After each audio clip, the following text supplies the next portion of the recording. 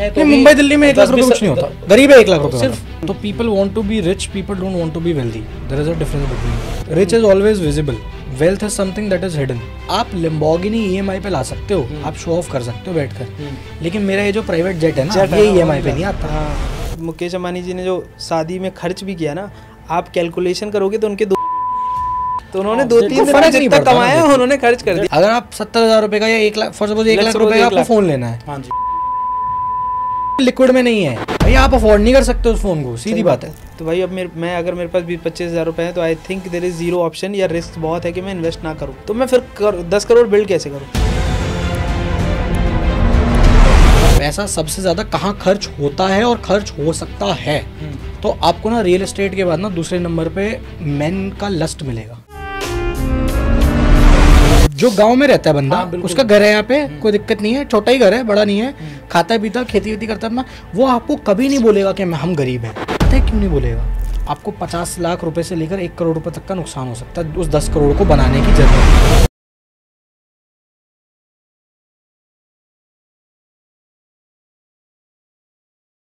दोस्तों एक बार फिर से आपका स्वागत है आशीष एंड ध्रुवेश टॉक शो में। आज जो हमारे साथ मेहमान हैं वो एक फिन इन्फ्लुएंसर हैं। आपने इनकी बहुत सारी वीडियो देखी होंगी, बहुत सारे लोगों की इन्होंने आंखें लाल की थी और उनके बारे में डीप नॉलेज आपको दी थी, और अब ये आपको डीप नॉलेज दे रहे हैं फाइनेंस के बारे में, किस तरीके से आप अपनी फाइनेंस जर्नी की शुरुआत करें, किस तरीके से आप भी वेल्दी बन सकते हैं, और फाइनेंस के वो कौन से तरीके हैं जो आपको वेल्दी बनाएंगे। जी हाँ दोस्तों, आज हमारे साथ हैं आदित्य सैनी जी। आदित्य सैनी जी, आपका बहुत बहुत स्वागत है आशीष एंड ध्रुवेश टॉक शो में। Thank you sir. कैसे हो आदित्य भाई? बहुत बढ़िया, थैंक यू सो मच। चलो आशीष भैया का हाथ नहीं पहुंचेगा तो सलाम आपको। तो आदित्य भाई, आज हम बात करने वाले हैं एक आम आदमी की बहुत बड़ी समस्या है ना, कि मान लो उसने अपना करियर स्टार्ट किया, मिडिल क्लास आदमी, तो मान लो उसने जॉब स्टार्ट की 15-20 हज़ार, 25 हज़ार, 30 हज़ार, बट वो ख्वाब रखता है बहुत बड़े। और क्योंकि ये कल्चर अभी फाइनेंशियल फ्रीडम का बहुत चल गया कि पैसे कमाओ, फाइनेंशियली फ्री हो, 40 साल तक 50 साल तक रिटायर हो जाओ। सो वो आदमी, हाउ डू ही स्टार्ट और she start a journey of becoming a wealthy, कि वो भैया फाइनेंशियल फ्रीडम अचीव कैसे करे, वो वेल्थ बिल्ड कैसे करे अपनी लाइफ टाइम में, शुरुआत छोटे से करके। तो आज हम उस पर बात करेंगे, और उस पर क्या कहना है आपका? बहुत अच्छा सवाल है आपका, पर इसको थोड़ा सा ना मैं ब्रेक डाउन करता हूँ ताकि थोड़ा सा इजी हो लोगों के लिए समझना। करेक्ट। तो यहाँ पे ना बहुत सारे लोग बोलते हैं कि जैसे देखो, पहली बात तो आप वेल्थ और रिच के बीच का ना डिफरेंस समझो। तो people want to be rich, people don't want to be wealthy, there is a difference between both. Rich is always visible, wealth is something that is hidden. Wealth कभी visible नहीं होती है, wealth आपको दिखाई नहीं देगी। जो वेल्दी बंदा होगा ना, आपको उसकी वेल्थ दिखाई नहीं देगी। हाँ, ये हो सकता है कि आपको उसकी महंगी गाड़ी दिख रही है, महंगी घड़ी दिख रही है, तो उससे आपको लगेगा कि ये अमीर है। लेकिन अगर वो महंगी गाड़ी और महंगी घड़ी में ना आए, इसका ये मतलब तो नहीं है ना कि उसके पास वेल्थ नहीं है। Correct. Because wealth is always hidden, rich is always visible. आप कैसे बताते हो कि कोई इंसान अमीर है या गरीब है? क्योंकि वेल्थ तो आपको दिख नहीं रही है। आप देखोगे ना कि कौन सी गाड़ी में आया, आप देखोगे कि घड़ी कौन सी पहन रहा है, जूते कौन से पहन रहा है। समझ पा रहे हो थोड़ा बात कैसे कर रहा है? तो इस तरीके से आप पता लगाते हो। तो पहली बात तो रिच और वेल्दी के बीच का फर्क है। People want to be rich, people don't want to be wealthy, because दोनों कॉन्सेप्ट आपस में बिल्कुल अलग है। Rich is very materialistic, wealth is something that you can not feel on a daily basis. जैसे मैं आपको एक एग्जांपल देता हूँ। फॉर सपोज आपके पास 10-12 रियल एस्टेट्स हैं और आपने ये रियल एस्टेट की वेल्थ बना रखी है कि आपके पास 10-12 पीस ऑफ प्रॉपर्टीज हैं जिसको आप रेंट पे देते हो और आप उससे रेंट कमाते हो, प्रॉपर्टी पे आपका कैपिटल अप्रिशिएट हो रहा है। अब आप एक बात बताओ कि क्या आप रोज उस चीज को देखते रहोगे, या रोज उस चीज को देख के आपको फील होगा कि अरे यार मैं पैसे वाला हूँ? नहीं ना। एक बार एक सेल्फ सेटिस्फेक्शन जब आपने ली होगी तब होगा ना। लेकिन बात ये होती है कि जो चीजें आपको रिच फील कराती है ना, वो आपको rich on a daily basis या बहुत फ्रीक्वेंटली आपको रिच फील करवाती है। जब आप उन चीज़ों को इसलिए परचेज करते हो ताकि आप रिच फील करो। आप कभी भी नोटिस करना, जो बंदे के पास ज़्यादा पैसा होगा, मतलब for someone who is above 100 crore, वो अगर 80 लाख की 1-1.5 करोड़ की गाड़ी में बैठा है ना, तो उसके लिए वो गाड़ी कोई बड़ी बात नहीं है। ट्रू। वो उस गाड़ी को वैसे ही ट्रीट कर रहा है जैसे एक मिडिल क्लास आदमी तो वैगनर को भी बहुत अच्छे से ट्रीट करता है, तो वो उस गाड़ी को वैसे ही ट्रीट कर रहा है। क्यों? क्योंकि उसके लिए वो बड़ी बात नहीं है। लेकिन यही गाड़ी किसी के लिए बहुत बड़ी बात है। अगर किसी की 10 करोड़ की नेटवर्थ है ना, तो उसके लिए अपनी 1 करोड़ की गाड़ी बड़ी बात है। तो वो उस चीज़ को देखकर रोज फील कर रहा है कि मैं पैसे वाला हूँ, मैं अमीर हूँ, मैंने मेहनत करी है, सारा सब कुछ है। पर 100 करोड़ वाले को फर्क नहीं पड़ रहा, उसकी ये गाड़ी आज खत्म भी हो जाए वो नहीं ले आएगा, वो बोले ठीक है नॉर्मल गाड़ी है बस, मतलब दिस इज ऑल।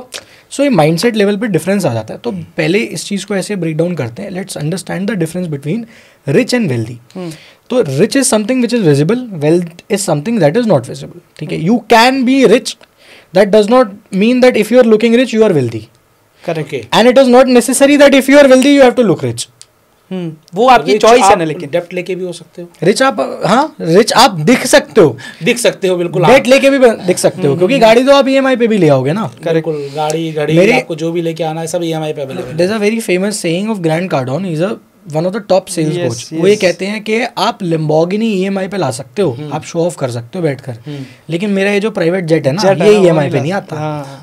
एग्रीड। ये 50-60 मिलियन डॉलर का ये नहीं, दिस इज नॉट डेट। समझ पा रहे हो, वो वेल्थ से आता है। यहाँ पे कोई शो ऑफ वाली बात नहीं है, बहुत एक सिंपल सा आप बॉर्डर लाइन डिफरेंस समझो पहले, क्योंकि जब आपके माइंड में ये क्लियर होगा ना कि मुझको रिच से ज़्यादा इंपॉर्टेंट है कि मेरे को वेल्दी बनना है, दैट इज वन। ठीक है, now the second thing is कि wealth is always far away from materialism. आप जब भी वेल्थ बनाने की तरफ जाओगे ना, आपको अपने आप को मटेरियलिज्म से बहुत ज़्यादा डिटैच करना पड़ेगा। जैसे कि फॉर सपोज अगर आपने ये डिसाइड किया कि मेरे को by the age I am 30-35 I want to make a net worth of 10 crore rupees. अब आपका ये है कि मैं जब तक 35 का हूँगा मेरे को 10 करोड़ रुपए के आसपास की वेल्थ चाहिए। 10 करोड़ रुपए दिखाने नहीं है किसी को, वेल्थ चाहिए। तो अब आपको वो वेल्थ चाहिए ना, तो आपको जितने भी आपके फालतू के मटेरियलिस्टिक डिज़ायर्स हैं कि बड़ी गाड़ी लेनी है, बड़ा घर बनाना है, जो भी सारी आपकी चीज़ें हैं, आपको उससे बहुत दूर रहना पड़ेगा। आपको मटेरियलिज्म से डिटैच होना पड़ेगा, तभी आप वेल्थ क्रिएट कर पाओगे, क्योंकि आपके पास पैसा ही तब बचेगा ना। बिल्कुल सही बात। आपकी लॉटरी तो कोई लग नहीं रही है, तो आपके पास पैसा ही तब बचेगा। हाँ ये है कि आप एक बार ही वेल्थ बना लो, वेल्थ बनाने के बाद आप जो मर्जी करो। मैं आपको एक चीज़ बताता हूँ, एक बड़ी फेमस सेइंग है। वो सेइंग ये है कि आप किसी भी लोकेलिटी में कभी देखोगे ना, नॉर्मल लोकेलिटी में जो बिजनेसमैन है ना उसका घर सबसे आखिरी में बनता है, और जो जॉब करने वाला है ना सबसे उसका घर सबसे पहले बनता है। सही बात है। तो जब वो जॉब करने वाला घर सबसे पहले बनाता है ना, तो दुनिया उसे देख के बोलती है देख इसने घर बना लिया, और बिजनेसमैन को देख के बोलती है भाई तेरे पे तो घर भी नहीं है, तू तो रेंट पे रह रहा है, जो भी जैसे भी है। करेक्ट। पर बात ये होती है जब आप 10 साल के बाद आकर देखते हो ना, तो आपको दिखता है कि जो बिजनेसमैन वाला है ना उसका घर 4 माले का या पूरी बिल्डिंग है, उसका आलीशान बना है, उसकी बिल्डिंग है, अब उसका घर नहीं है, अब उसकी बिल्डिंग है, और ये अभी भी उस एक घर की EMI भर रहा है। Yes yes, this is the base difference उसका। मैं आपको बताता हूँ क्यों, क्योंकि जब आप वेल्थ वाला माइंडसेट कैरी करते हो ना, तो आप इस चीज से बहुत दूर हो जाते हो कि भाई दुनिया बोल क्या रही है आपको। आपको पता होना चाहिए कि आप क्या कर रहे हो। अगर आपको ये पता है, जैसे आज मेरे को पता है मैं क्या कर रहा हूँ, ठीक है, तो आई एम वेरी क्लियर कि मैं लॉन्ग टर्म में वेल्थ बनाऊंगा ही बनाऊंगा। जब मैं 40 साल का हूँ तो मुझे पता होगा कि I will be worth this much, ये चीज़ें हैं, एंड आई एम फाइन, मैं हैप्पी हूँ, मोर देन हैप्पी हूँ। मेरे को जितना अपने लिए सस्टेन करने के लिए बढ़िया चाहिए, मेरे पे उतना पैसा होगा। तो मुझे पता है ना मैं क्या कर रहा हूँ। अब दुनिया किस टाइम पे क्या कर रही है, क्या बोल रही है, उससे आपको उतना ज़्यादा फर्क नहीं पड़ता। ठीक है। सो एक मेजर डिफरेंस रिच, ये माइंडसेट लेवल पे डिफरेंस है। हाँ, कि रिच आदमी जो होता है वो थोड़ा शो ऑफ, मटेरियलिस्टिक, इन सारी चीज़ों के पीछे भागता है। But if you want to make wealth, हमें ये सब चीज़ें छोड़ के वेल्थ बिल्डिंग पे फोकस करना चाहिए। So now let's come to the step. और लोग यहाँ पे ना ये वाली बात बहुत जब ये वाली बात करते हैं ना, तो लोग बहुत कॉन्ट्रडिक्टरी समझते हैं इस चीज़ को, क्योंकि लोग बोलते हैं कि नहीं ऐसे थोड़ी तो होता है, जरूरी है। नहीं शो ऑफ नहीं, लोग ऐसे बोलते हैं ना कि यार वो बंदा अमीर है ना, वो बंदा वेल्दी है, उसके पास भी तो 1.5-2 करोड़ की गाड़ी है, वो भी तो 30 लाख की घड़ी पहनता है। बिल्कुल अग्री करता हूँ मैं, पर आप ये देखो कि वो जो 1 करोड़ की गाड़ी में घूम रहा है, वो जो 30 लाख की घड़ी पहन रहा है, वो उसकी इनकम की है, उसकी टोटल नेटवर्थ का कितना पैसा है। करेक्ट। अब मुकेश अंबानी सर ने 5,000 करोड़ रुपए लगा दिया अपने बच्चे की शादी पे, लेकिन वो उनकी नेटवर्थ का बहुत ही कम पोर्शन है ना। अब 5,000 करोड़ तो सपने में नहीं देखा होता लोगों ने कभी। करेक्ट। तो आप ये डिफरेंस समझो, तो आपको ये जरूर से समझना चाहिए एक अपने बेस लाइन पे। वो भी है, एक आदमी मान लो जैसे मुकेश अंबानी जी ने जो शादी में खर्च भी किया ना, आप कैलकुलेशन करोगे तो उनके 2-3 दिन की वो इतनी इनकम है, तो उन्होंने 2-3 दिन जितना कमाया उन्होंने खर्च कर दिया। व्हाट ही इज सेइंग, जो उन्होंने खर्च किया वो बहुत कम है। सही बात ऑफ हिज टोटल वेल्थ है। यहाँ पर जो आपने सबसे इंपॉर्टेंट बात बताई कि अर्ली एज में कोई भी मिडिल क्लास है, कोई भी है, तो सबसे पहले वो वेल्थ पे फोकस करे, मटेरियलिज्म पे फोकस ना करे, मटेरियलिस्टिक चीज़ों से दूर। अगर आपको वेल्थ बनानी है ना, सीधी बात है, आप कोई भी बंदा पकड़ लो। मैं आपको बताता हूँ, आप ना कभी कोशिश करना, क्योंकि मैं बहुत बैठता हूँ लोगों के साथ, go and meet someone who is 55-60 के आसपास and person who is wealthy, मतलब जिसके यू नो यहाँ भी प्लॉट है, यहाँ भी प्लॉट है, यहाँ से भी किराया आ रहा है, ये भी चल रहा है, वो भी चल रहा है ना, आप उस बंदे से अभी जाके मिलना, वो आदमी ना आपको हमेशा सिंपल मिलेगा। हाँ ट्रू, बहुत सिंपल मिलेगा आपको बंदा। अब क्या वो नहीं खरीद सकता चीज़ें? बिल्कुल खरीद सकता है, क्यों नहीं खरीद सकता है ना, क्योंकि अगर वो उस लूप में फंसा रहता ना तो आज ये सब नहीं होता। तो कहने का पॉइंट ये है कि आप मटेरियलिज्म से जब दूर हो जाओगे आपका फोकस वेल्थ पे जाएगा ही तब। अगर आपका फोकस ही मटेरियलिज्म पे है तो आप वेल्थ कभी बना ही नहीं पाओगे। आपकी जितनी वेल्थ होगी उतनी आपकी लायबिलिटी होगी, या आपकी लायबिलिटीज 80% होगी आपकी वेल्थ की, तो आप तो बेसिकली कुएं में ही हो। आपसे बेटर तो फिर वो बंदा है जो 1 लाख रुपए कमा रहा महीने के बिना किसी कर्जे के जी रहा है भाई मस्त। लेकिन आज की एज में अगर हम देखें, सबसे इम्पोर्टेंट जब हम कुछ कमाना शुरू करते हैं तो सबसे पहली चीज़ क्या आती है? महंगे वाला फ़ोन लो, फिर महंगे वाली गाड़ी लो, फिर महंगे वाली घड़ी लो, फिर महंगे महंगे रेस्टोरेंट्स एंड पब्स में जाओ। बिल्कुल करो। तो ये सब चीज़ें लोगों का ज़्यादा अट्रैक्शन कहाँ है? अट्रैक्शन तो इन सब चीज़ों में है। अब ये सब चीज़ें कर लेते तो सारा पैसा खर्च हो गया, वेल्थ कैसे बनाए? देखो मैं आपको बताता हूँ, मैं अपने पर्सनल उससे बता रहा हूँ क्योंकि मेरी एज बहुत ज़्यादा तो है नहीं, मैं ये सारी चीज़ें करता हूँ, लेकिन मेरा एक सिंपल सा रूल है। कुछ भी करना है ना, मतलब अगर फॉर सपोज मेरे को कोई परचेज़ करनी है, मान लो मेरे को फ़ोन लेना है, कुछ भी करना है, जब तक उसका 7 गुना पैसा मेरे अकाउंट में लिक्विड में नहीं पड़ा ना, मैं नहीं खरीदता। मैं अफोर्ड ही नहीं कर सकता। सिंपल जो रूल आप दे रहे हैं कि उतना ही स्पेंड 7x। अगर 70,000 रुपये का फ़ोन ले रहे हो ना, अगर आप 70,000 रुपये का या 1 लाख फॉर सपोज 1 लाख रुपये का आपको फ़ोन लेना है, हाँ जी, तो 7 लाख रुपये अगर आपके अकाउंट में लिक्विड में नहीं है भाई, आप अफोर्ड नहीं कर सकते उस फ़ोन को, सीधी बात है। अब बहुत लोग इस पर लड़ाई कर लेंगे कि ये क्यों है। मैं आपको एक चीज़ बताता हूँ, मेरा ना फ़ोन यहाँ पे पड़ा हुआ है। मैंने अपना पहला आईफोन ख़रीदा था, मेरे को वो पड़ा था, मैंने दुबई से मंगाया था, मेरी एक फ्रेंड गई हुई थी, उसको बोला था मैंने, 70,000 रुपये के आसपास का था। उस टाइम पे मैं आपको जेन्युइनली बता रहा हूँ, मेरा ये रूल नहीं था। उस टाइम पे मेरे अकाउंट में ना टोटल ना 2.25 लाख रुपए पड़े हुए थे बस। पर मैं आपको बताता हूँ मैंने वो 70,000 रुपये का फ़ोन क्यों लिया था। उस टाइम पे ना मेरे पास 2 ऑप्शंस थे कि यार देखो, अब मेरे को काम करना है, वीडियोस बननी है, तो या तो मैं कैमरा ले लूँ या मैं फ़ोन ले लूँ। कैमरा मेरे को चलाना नहीं आता था, मेरे को कुछ भी नहीं पता था कैमरा का, कुछ भी नहीं आता था, और मेरा फ़ोन भी ख़राब हो रहा था जिससे मैं वीडियो बना रहा था अभी तक। तो मैंने कहा मैं एक फ़ोन ले लेता हूँ जिसका कैमरा अच्छा है, बिजनेस एसेट हो गया। अब वो 70,000 रुपये का मैंने फ़ोन खरीदा, लेकिन वो मेरे लिए बहुत बड़ा रिस्क था क्योंकि मेरे अकाउंट में टोटल 2.25 लाख रुपए थे। लेकिन मेरे को ये पता था कि अगर मैं ये लेता हूँ रिस्क, लेके देखते हैं, मैं काम करूँगा ना, मेहनत करूँगा ना, तो ये सही हो जाएगा, सॉर्ट हो जाएगा। लेकिन मैंने उस टाइम पे रिस्क लिया। क्यों रिस्क लिया? क्योंकि काम के लिए उठाया थी वो चीज़। वो फ़ोन किसी को दिखाने के लिए नहीं उठाया था कि देखो मेरे पास आईफोन है, मैं पैसे वाला, उससे कोई मतलब नहीं है। ठीक है, तो मैं ये कहता हूँ कि अगर आपको कोई महंगी चीज़ खरीदनी भी है, always buy for utility, don't buy to show it to people. Correct. Because जब आप यूटिलिटी के लिए बाय करते हो ना, आपको पता होगा कि इस चीज़ से मैं करूँगा क्या। मैंने आईफोन लेने से पहले अपना आईपैड खरीदा था। मुझे पता था कि ये आईपैड मेरे को इतने का पड़ रहा है, लेकिन मेरे को पता था मेरी यूटिलिटी है इस चीज़ की, मैं इससे पैसा निकाल लूँगा। मैंने उस फ़ोन से बहुत पैसे बनाए उसके बाद। ठीक है, तो मैं सही है ना, मेरा डिसीजन सही था। If you want to buy a phone because उसमें फ़ोटो अच्छी आती है, आपको दिखाना है लोगों को, कोई सेंस नहीं बनता। मिरर के सामने ऐसी फ़ोटो खिंचानी है उसके लिए लोग, इसका कोई लॉजिक नहीं बनता है। ठीक है, और देखो आपको रेस्टोरेंट में जाना है बिल्कुल जाओ, आपको पब्स में जाना है, आपको जो करना है करो। देखो मैं तो I am no one to tell anyone कि ये सही है, ये गलत है, ये आपको ये करना चाहिए, ये नहीं करना चाहिए। आपका जो मन है आप बिल्कुल से करो। पॉइंट इज आपको ये देखना पड़ेगा कि आप जो भी पैसा खर्च कर रहे हो वो आपके पास जो टोटल पैसा है या जो आप कमाते हो उसका कितना % है। अगर वो 10% से ऊपर जा रहा है ना, तो आप लॉन्ग टर्म में बहुत मुश्किल से पैसे बना पाओगे। क्यों मैं 10% बोल रहा हूँ? लोग बोलेंगे नहीं नहीं हमने तो रूल देखा है कम से कम 30% अपनी वॉन्ट्स पे खर्च करना चाहिए, बाकी का 50-60% कर देंगे ना इन्वेस्ट। ऐसा होता नहीं है। मैं आपको बताता हूँ, 10% on wants, 20% contingency, 70% investment. 70% investment of your amount, total income.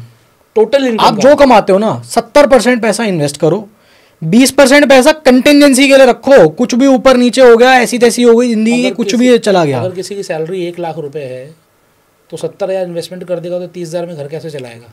बिल्कुल सही बात है आपकी। तो देखो यहाँ पे ये जो मैंने आपको बात बोली ये उसके लिए अप्लाई होती है जिसके पास इनकम अच्छी है। ठीक है, जिसकी इनकम कंसिडरेबल है कि उसके खर्चे निकल जाते हैं। क्योंकि यहाँ पे हमने एक चीज़ नहीं देखी विच इज़ नीड्स। हमने नीड्स वाला ब्रैकेट नहीं रखा। ओके, ठीक है, क्योंकि देखो आपकी इनकम पे डिपेंड करता है। कुछ लोगों की इनकम का सिर्फ 5% 10% में उनका सारे खर्चे निकल जाते हैं।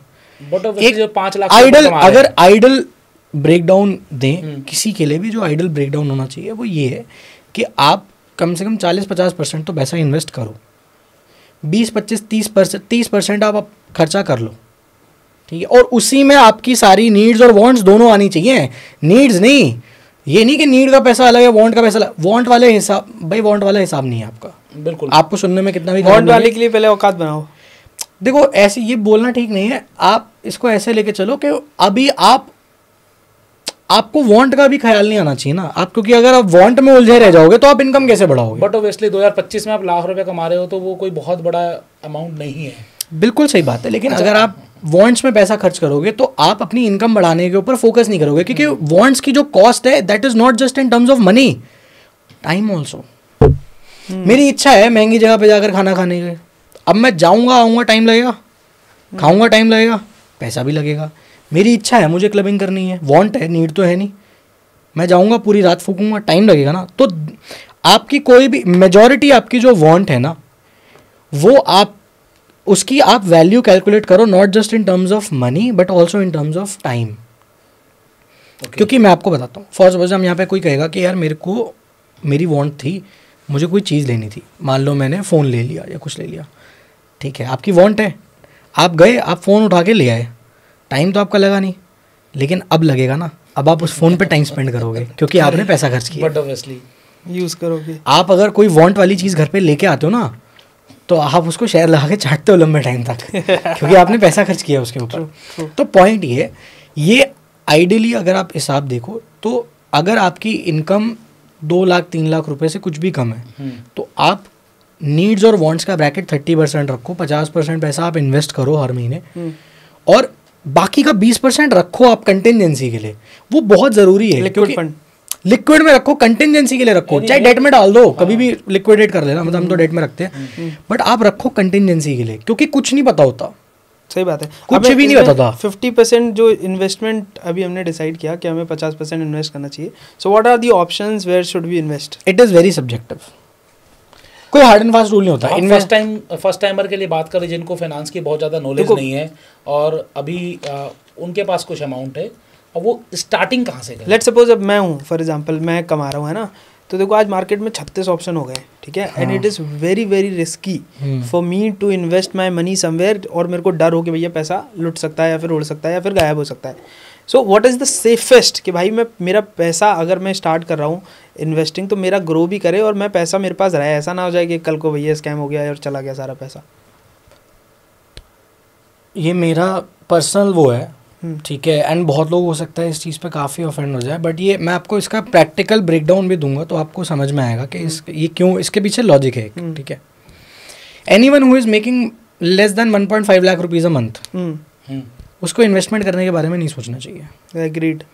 क्या करना चाहिए? उसको सेव करना चाहिए पैसा कंटिजेंसी के लिए, और कुछ पैसा उसे निकालना चाहिए to spend on personal development and on experiences. इसमें मेरा मैं भी ऐसा मानता हूँ कि जो 1-1.5 लाख कमा रहा है ना, फॉर एग्जांपल लेट्स सपोज अगर उसने इन्वेस्ट करना कहीं चालू किया, मान लेते 10,000 चालू किया, वो क्या कमाएगा उस 10% का? 10% 15% कितना ही होता है, 1,000-2,000 रुपये। इंस्टेड वो अगर ये पैसा अपनी खुद की ग्रोथ, अच्छा मेंटर लेने में, अच्छी लर्निंग करने में ग्रो करे, so that he can raise his income from 1.5 lakh to 5 lakh 10 lakh. जब ये कंसिस्टेंटली डेवलप हो जाए उसके बाद वो इन्वेस्टमेंट चालू करे। लेकिन ऐसे लाइक माइंडेड पीपल तो 1% 2% ही होंगे। अगर हम ओवरऑल बात करें, आज 1 लाख रुपए की सैलरी एक हैंडसम सैलरी है। इट्स नॉट कि इट आल्सो डिपेंड्स आप रहते कहाँ हो ना, इट आल्सो डिपेंड्स आप रहते कहाँ। हम मुंबई दिल्ली की बात कर लेते हैं तो मुंबई दिल्ली में 1 लाख रुपए कुछ नहीं होता, गरीब है 1 लाख रुपए। सिर्फ 5% लोगों की सैलरी 1 लाख से ऊपर होगी, 95% लोगों की सैलरी 1 लाख या उससे नीचे ही है। दिल्ली मुंबई वाला गरीब है 1 लाख में? गरीब है भाई, गरीब है। 80-90% जनता। So many people who earn 1 lakh 1.5 lakh rupees उनकी सैलरी है। डाउन द लाइन 5-10 सालों में उन्होंने अपना घर भी बना लिया, आज उनके पास 1 करोड़ रुपया भी है by investing, but obviously not because of salary, just because कि उन्होंने उस पैसे को कहीं इन्वेस्ट किया। जो आपने कहा कि 1-1.5 लाख को इन्वेस्ट नहीं करना चाहिए, बट बाय इन्वेस्टिंग समवेयर। अब वही आज आपसे जानना है कि मैं आपको बताता हूं इन्वेस्ट करें कि इस पैसे को हम मल्टीप्लाई कर सकें। देखो आपको ना आज की डेट में बहुत सारे फाइनेंस इन्फ्लुएंसर्स बताते हुए मिल जाएंगे, हम भी बताते हैं कि देखो अगर आप 15,000 रुपये हर महीने 15 साल तक डालते हो 15% के कैगर पे, तो आपके पास 1 करोड़ रुपए हो जाएगा आज से 15 साल के बाद। पहली बात तो वो 1 करोड़ रुपए नहीं होगा, वो 40 लाख रुपए के आसपास होगा, इन्फ्लेशन एडजस्टेड। इस समय तो लगी पड़ी है म्यूचुअल फंड की। मैं आपको एक बताता हूँ ना, वो 40 लाख रुपए होगा, वो 1 करोड़ रुपए उस टाइम का 40 लाख रुपए होगा, इन्फ्लेशन एडजस्टेड। तो पहले तो आप ये लगा लो, सेट सॉर्टेड। दूसरी बात देखो, मैं आपको एक चीज़ बताता हूँ, ये चीज़ जैसे ही दुर्वेश सर ने पूछी मैंने आपको बताया इट इज़ वेरी सब्जेक्टिव। उसका कारण है, आप कारण पॉइंट समझो। देखो अगर मैं किसी Tier 2 सिटी में रहता हूँ, Tier 2 सिटी में ना मेरा मैक्सिमम टू मैक्सिमम, अगर मेरे पास घर, अगर मेरा घर अपना है या मैं पेरेंट्स के साथ रहता हूँ ना, Tier 2 सिटी में बैठा हूँ मैं, मेरा मैक्सिमम खर्चा 20,000 रुपये होगा। मैक्सिमम बता रहा हूँ मैं, मतलब अय्याशी काटने वाला तो 20,000 रुपये होगा, उससे ऊपर मैं खर्च ही नहीं कर पाऊंगा। तो मेरे पास 80,000 रुपये है बच रहे हैं फॉर सेविंग। आप समझ रहे हो, फॉर सेविंग फॉर इन्वेस्टिंग। यही आप मुंबई में आ जाओ, मुंबई में आपको ना उल्टा हो जाएगा, 30,000 रुपये तो आपका सिर्फ रेंट चला जाएगा, 30-35,000 रुपये। फिर उसके ऊपर, और ये मिनिमम बता रहा हूँ मैं आपको, कहीं भी आप रहोगे फिर उसके ऊपर आप खाओगे पियोगे भी, ट्रैवल भी करोगे, सब कुछ करोगे, तो आपका वही खर्चा 60-70 हज़ार रुपये पहुंच जाएगा महीने का। 60,000 रुपये तो कहीं नहीं गया। तो अब आपके पास 40,000 रुपये है। अब इसमें से आप कुछ पैसा कंटिजेंसी के लिए भी रखोगे, क्योंकि आप बड़े शहर में रह रहे हो, यहाँ पे कंटिजेंसी भी बढ़िया आती है, क्योंकि मेडिकल एक्सपेंसेस भी ज़्यादा है। बिल्कुल सही है। वैद्य जी के यहाँ इलाज कराने में और फेलिक्स हॉस्पिटल में इलाज कराने में जमीन आसमान का फर्क है ना, सेम बात। फिर आप इसमें इंश्योरेंस भी लोगे, क्योंकि हादसा तो कभी भी हो सकता है। तो मोटा मोटा आप वही कंटिजेंसी में ही उसका पार्ट आ जाता है। तो आप अगर इस चीज़ को पूरा घुमा लेंगे तो आपको ये पता लगेगा कि इट इज़ वेरी सब्जेक्टिव कि आप कितना पैसा बना रहे हो, कहाँ पे रहकर बना रहे हो, और आपकी लायबिलिटीज़ कितनी है। 1 लाख रुपए एक 20-25 साल तक के बैचलर के लिए मोर देन इनफ मनी होता है। लेकिन यही पैसा आपको ना के बराबर लगने लग जाएगा जब आपके घर में 2 बच्चे हो और एक वाइफ बैठी हो। But obviously getting my point. तो it is very subjective. You should understand कि आपको बहुत लंबे टाइम तक ये समझ के आप चलो कि अगर आप अपने एक्सपेंस को कंट्रोल कर सकते हो, फोमो से आप दूर रह सकते हो और आप पैसा बचा सकते हो, तो आप ये देखो कि क्या वो पैसा मेरे को एक considerable amount of wealth create करके दे सकता है आज से 15-20 साल बाद। अगर नहीं तो आप आज उसमें से कुछ पैसा निकालो और यूज़ करो नॉलेज लेने में, एक्सपीरियंसेस लेने में, इवेंट्स अटेंड करो, बुक्स पढ़ो, वीडियोस देखो, आप जाओ, चीज़ें सीखो, जितनी ज़्यादा आप सीख सकते हो, लोगों के साथ बैठो। क्योंकि आप एक चीज़ समझो कि मैं आपको बताऊं, ये गौतम अडानी सर की रियल लाइफ का एक सिनेरियो है। गौतम अडानी सर एक बंदे से मिले ट्रेन में, ठीक है, और वो पर्पसफुली उस ट्रेन में ट्रैवल करते थे ताकि वो 2 भाई थे शाह ब्रदर्स, उनसे मिल पाए। वो पर्पसफुली ट्रैवल करते थे उस ट्रेन में। क्यों करते थे? क्योंकि उनको ये था कि यार ये जो लोग हैं ना, ये मेरे को बिजनेस में तो सपोर्ट कर ही सकते हैं, लेकिन ये लोग इतने पावरफुल है कि अगर इनसे मेरी दोस्ती हो जाए ना तो ये लोग मेरे को बहुत नेक्स्ट लेवल की चीज़ें प्रोवाइड कर सकते हैं। तो इन्होंने कहा कि नहीं, मैं इनसे जाकर बिजनेस की बात नहीं करूँगा। उन्होंने रिलेशन बनाया और शाह ब्रदर्स ने उनके लिए ऐसे ऐसे दरवाजे खोल दिए कि शाह ब्रदर्स को ही बीट कर गए वो उनके बिजनेस में। वाह, आप समझ रहे हो? तो अब यहाँ पे कोई लड़ाई झगड़े वाली बात नहीं है, यहाँ पे कोई उनकी भूख शायद ज़्यादा होगी, बट कहने का पॉइंट ये है कि आप इसको ऐसे समझो कि आप पैसा अगर नॉलेज में इन्वेस्ट कर रहे हो, एक्सपीरियंस में इन्वेस्ट कर रहे हो, नेटवर्किंग में इन्वेस्ट कर रहे हो और अपना काम भी कर रहे हो साथ साथ में, क्योंकि वो ज़रूरी है, तो आपको एक्सपोनेंशियल रिजल्ट्स मिलेंगे एज़ कम्पेयर टू आप किसी भी इंस्ट्रूमेंट में पैसा डालो। देखो आपके पास अगर हर महीने 10 लाख रुपए डालने के लिए कहीं पे इन्वेस्ट करने के लिए और किसी के पास 10,000 रुपये हैं, तो आपको क्या लगता है आज से 25 साल बाद कि कौन ज़्यादा वेल्थ बनाएगा? डिपेंड्स। नहीं, ऐसा कुछ नहीं कह सकते, डिपेंड्स। अगर आपके पास आज 10 लाख रुपए हैं, आप हर महीने 10 लाख रुपए डालने के लिए आपके पास हैं, और सामने वाले के पास 10,000 रुपये हर महीने डालने के लिए, आज से 20 साल बाद वेल्थ ज़्यादा किसकी बनेगी? अगर हम फाइनेंस मार्केट की बात करें और किसी भी जगह वो इन्वेस्ट कर रहा है तो बट ऑब्वियसली बहुत बड़ा गेप है, तो 10 लाख वाला ही बनाएगा ज़्यादा। इसका सिंपल सा दिस इज मैथ्स ना। हाँ, 1 करोड़ रुपए का 1% कितना होता है? 1 लाख। ठीक है, 10,000 रुपये का 1% कितना होता है? 100 रुपये। फिर हो गई बात खत्म। 100 रुपये से कुछ नहीं उखाड़ पाओगे, 1 लाख रुपये से बहुत कुछ हो सकता है। So you need more capital ना, बट ऑब्वियसली तो you need more capital to generate more money, because ज्यादा कैपिटल पे कम रिटर्न भी मोर देन इनफ होता है लोगों के लिए। आपको मैं बताता हूँ, पता है ये जिन लोगों के पास पैसा कम होता है ना, वो एक्सपेक्ट करते हैं स्टॉक मार्केट में या किसी भी इंस्ट्रूमेंट में आकर, इन्वेस्टमेंट इंस्ट्रूमेंट में आकर के पैसा हो जाए डबल। 2 का 4, 4 का 8, 8 का 16, समझ रहे हो आप। तो वो 20,000 रुपये लेके आएगा, वो कहेगा 20,000 रुपये का 40,000 रुपये बनाना है। तो क्या होगा, वो 20,000 उस पर है ही 20,000, तो वो 20,000 से 40,000 बनाने आया, वो 20,000 पे इतना रिस्क ले लेगा कि वो 20,000 जीरो हो जाएगा। करेक्ट है। और फिर उसके बाद 20,000 ही नहीं लगा। अब बात ये है, जो बंदा 1 करोड़ रुपए लेके आया है ना, वो कहता है भाई मुझे लालच नहीं है, मेरे को 1 करोड़ रुपए पे 40,000 रुपये बनाने हैं। 1 करोड़ रुपए पे 40,000 बनाने का मतलब होता है 0.4%। 1% भी नहीं है, ये 0.4% कमाने आए हैं वो। तो आपको क्या लगता है रिस्क किसका बड़ा है? रिस्क तो 10,000 वाले का, ये 20,000 वाले का है ना, ये जो डबल करने के लिए आया है। तो बात ये होती है कि जब आप कोई भी इंसान देखोगे ना जिसके पास ज़्यादा कैपिटल है, वो उस कैपिटल पे बहुत बड़ा रिस्क लेने के लिए तैयार नहीं होता, क्योंकि he has a lot to lose. तो वो क्या करते हैं, वो बड़े कैपिटल पे छोटे रिस्क के साथ छोटा रिटर्न बनाने के लिए आते हैं। और एक्चुअली में यही सही तरीका है पैसे बनाने का। तो यू नीड मोर कैपिटल। वो कैपिटल इकट्ठा तो करना पड़ेगा ना आपको at the very first place. उसके लिए क्या चाहिए आपको? इनकम चाहिए, ज़्यादा पैसा बनाना पड़ेगा। क्योंकि कम पैसे से ज़्यादा पैसा, आप देखो ज़्यादा पैसे पे बहुत कम रिटर्न बनाना आसान होता है, तो कम पैसे पे बहुत ज़्यादा रिटर्न बनाना पॉसिबल है, इम्पॉसिबल नहीं है। बट ऑब्वियसली बट आप नंगे हो सकते हो उसमें, उस प्रोसेस में आप रोड पे आ सकते हो। सिंपल सा फंडा है, higher the risk higher the profit. तो एक अगर इसको मैं कंक्लूजन थोड़ा सम अप करूँ तो हमारा कहने का मतलब ये है कि अगर कोई बंदा के पास मान लो कम पैसे हैं तो वो उतनी वेल्थ नहीं जनरेट कर पाता कंपैरेटिवली जिसके पास ज़्यादा पैसा है। So to create more wealth you need more capital. Correct? नहीं, उस चीज़ में रिस्क ज़्यादा है, रिस्क कर सकता है, कर सकता with the higher risk. Point is, if you ask me कि सेफ तरीका क्या है, सेफ तरीका होता है कि आप पहले कॉर्पस बिल्ड करो, ज़्यादा कैपिटल बिल्ड करो। Correct. वो कैपिटल आप कैसे बिल्ड करोगे? अपनी इनकम बढ़ाकर, अपने खर्चे कम करके इनकम बढ़ाते जाओ, खर्चे आप कम करते जाओ, मटेरियलिज्म से दूर रहो। दोस्त कह रहा है तू गरीब है, भाई बहुत ज़्यादा हूँ, पैसा नहीं है मेरे पास, पैसा चाहे कितना बढ़ाओ। जब आपके पास कॉर्पस इकट्ठा हो जाएगा ना, आप उस कॉर्पस पे जब कम रिटर्न बनाने भी जाओगे ना, तो आपको अच्छा खासा पैसा बनेगा। एक बढ़िया चीज़ बताता हूँ मैं, आपके पास मान लो 20 करोड़ रुपए का कॉर्पस बैठा है। 20 करोड़ रुपए का आप पूरे साल में, मैं बेसिक ले रहा हूँ, बेसिक आप किसी म्यूचुअल फंड वगैरह में भी डाल रहे हो, आप 12% बना रहे हो बस मिनिमम। आपने आपके पास आप 20 करोड़ रुपए का आपने कॉर्पस इकट्ठा कर रखा है, आप 12-15% बना रहे हो बस। मैं कहता हूँ 12-15% बहुत है मेरे ख्याल से, बहुत है ना। अगर आपको कंपाउंडली आप सिर्फ 12% बना रहे हो। 20 करोड़ रुपए का 12% कितना होता है? 2 करोड़ 40 लाख। 2 करोड़ 40 लाख। हाँ करेक्ट है, 2.4 CR। हाँ ठीक है।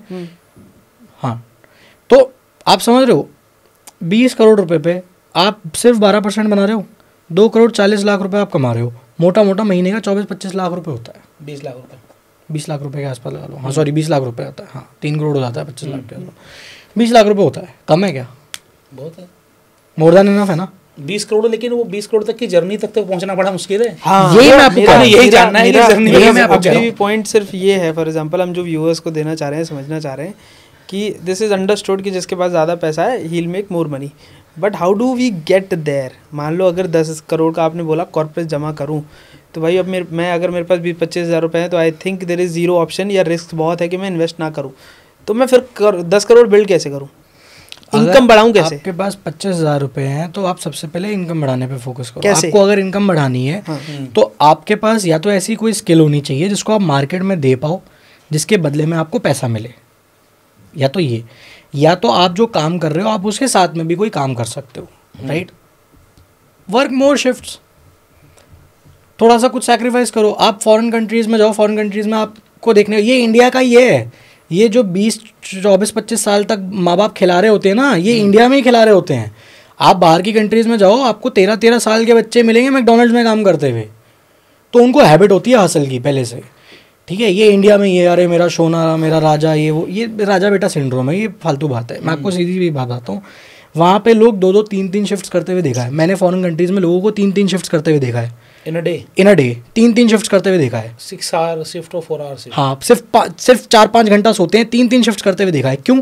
उनको ये बात समझ में आती है ना कि भाई महंगा है सब कुछ, पैसा बचाना भी है, पैसा बनाना भी है, पैसा इन्वेस्ट भी करना है, करना पड़ेगा ना, कोई चारा नहीं है आपके पास। तो if you don't have the option, तो आपके पास इसके अलावा कोई और ऑप्शन नहीं है ना। आप क्या कर सकते हो? देखो, अमीर आदमी को अमीर देखकर बुरा फील करना सबसे आसान काम है। अमीर आदमी को देखकर उससे सीख कर या ये देखकर कि उसने किया क्या क्या यहाँ तक पहुँचने के लिए और एक्शनेबल स्टेप्स लेना, मेहनत तो उसमें है ना। बाहर की कंट्रीज में आप देखोगे ना, पॉलिटिशियंस तक के बच्चे आपको काम करते हुए मिलेंगे 14-15 साल की उम्र में। ये यहीं पर है कि 24-25 साल तक माँ बाप खिला रहे हैं। पॉलिटिशियंस के बच्चे तो बाद में भी नहीं मैं करते। आपको एक बात बताता हूँ, बहुत ही रूड और बहुत ही हार्श बात है, बट ये सच है। इंडिया में प्रॉब्लम पता है क्या है? इंडिया में ना बच्चों को पेरेंट्स उनकी वर्थ हमेशा ओवर एग्जैजरेट करके बताते हैं। बच्चे की कीमत 10 रुपये की होगी ना, तो माँ बाप बोलेंगे तू 100 रुपये का बच्चा है। इन द सेंस, बच्चे की औकात 10 रुपये की होगी ना, तो माँ बाप बोलेंगे तू मेरा राजा बेटा है, तू 100 रुपये डिजर्व करता है, यू डिजर्व मिनिमम इतना। नहीं भाई, मैं आपको रियलिटी बताता हूँ। जब आप मार्केट में निकलते हो ना, आपको मार्केट जितने पैसे दे रहा है, आप उतने ही पैसे की वैल्यू के आदमी हो। चाहे आपके घर वाले कितना झूठ बोल रहे हैं तुमसे, बेवकूफ़ बना रहे हैं तुम्हारा, आपके घर वाले आपको कुछ भी बोलते हो कि तुम राजा हो, तुम दुलारे हो, तुम ये हो, तुम वो हो, आप वही हो जो आपको बाजार दे रहा है। अगर आपको बाजार 1 लाख रुपए दे रहा है तो आप 1 लाख रुपए की वैल्यू के आदमी हो। 10 लाख दे रहा है 10 लाख के आदमी हो, और 10,000 दे रहा है तो आप 10,000 की ही वैल्यू रखते हो, चाहे आपके घर पे आपको कुछ भी बोलते हो। सही बात है, बिल्कुल सही है। तो your real worth is the worth that market tells you, not what your parents are telling, because they lie. And यार वो गलत नहीं है ना, अपनी वो प्यार करते हैं ना आपसे, तो they want to see you happy, वो आपको खुश देखना चाहते हैं। वो आपको ये थोड़ी ना बोलेंगे कि अरे कुछ नहीं है। लेकिन जब आप मार्केट में काम करने जाओगे तो आपका मैनेजर आपको बताएगा करेक्ट कि भैया सुनो, ये है, ये हो जाना चाहिए इतने टाइम तक, नहीं तो दफा कर दूंगा। और ये बहुत बुरी, देखो ये बहुत हार्श बात है, सुनने में ना किसी को अच्छा नहीं लगता, बट ये रियलिटी है और ये आपको फील होगी। अगर हो सकता है कोई ये आज देख रहा हो, कोई सुन रहा हो, उसको आज ये चीज़ फील ना हो, आज से 5 साल बाद फील होगी। जब काम करने जाएगा ना, जब लात पड़ेगी तब फील होगी, सीधी बात है। Apart from skill and knowledge, यहाँ इन्वेस्टमेंट तो बहुत ज़रूरी और करना भी चाहिए, हर किसी को करनी चाहिए। उसके बिना तो आपके पास जब पैसा भी आएगा तब भी आप अच्छा इन्वेस्टमेंट नहीं कर पाओगे। बहुत सारे एथलीट और जो कौन बने करोड़पति के जो बड़े बड़े विनर्स हैं, जिन्होंने 5 करोड़ जीत लिया, करोड़ों रुपए के इनाम मिल गए, और उनकी 2-3-4 साल बाद देखते हैं तो उनके पास खाने के भी पैसे नहीं होते। यहाँ पर एक सवाल इससे भी लेना चाहूँगा कि ऐसा क्यों होता है कि अचानक से बहुत पैसा आ गया और उसके कुछ समय बाद उनके पास पैसा नहीं रहता? कहाँ मिस्टेक हो रही है? And there is a fact कि रिसर्च है ये कि 60% of the people who win lottery या फिर कुछ अवार्ड या ऐसा, मतलब जो भी पैसा कमाया, इन द 5 years वो पैसा डुबा देते हैं। हाँ, तो इसका मैं आपको बताता हूँ, ये जो आपका है ना, ये टर्न बैक करता है हमारे पहले सवाल पे जो आपने पूछा।